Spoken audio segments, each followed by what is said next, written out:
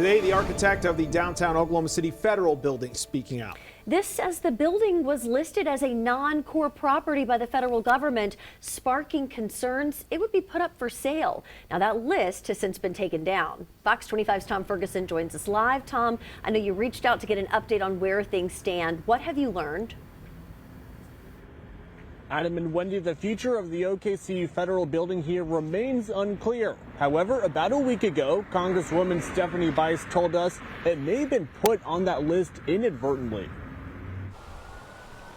The sound of police sirens interrupted an otherwise peaceful afternoon at the Oklahoma City Memorial and Museum on Tuesday. The current federal building replaced the Murrah Federal Building after the 1995 Oklahoma City bombing. The domestic terror attack claimed 168 lives, including 19 children, and injured several hundred more. I remember the day absolutely vividly. Architect Carol Ross Barney took up the challenge of designing a new federal building for the city reeling from tragedy. After the bombing, they didn't want to be chased away. They wanted a building that represented openness, solidity. Interviews with employees and city leaders helped the architect with her process, which included making the replacement blast resistant and secure. For Barney, buildings are more than just spaces to live and work. She said the new federal building, which opened 10 years after the attack, represents the resilience of Oklahoma City and America,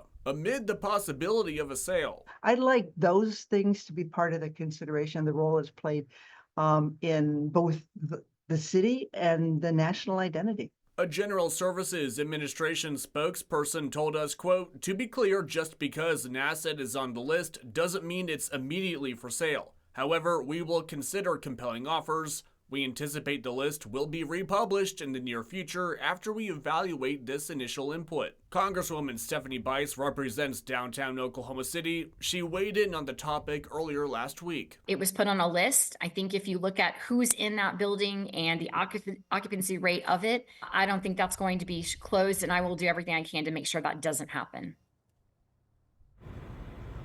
And that GSA spokesperson added that the agency will continually review and update the list of non-core assets. Live in Oklahoma City, Tom Ferguson, Fox 25 News.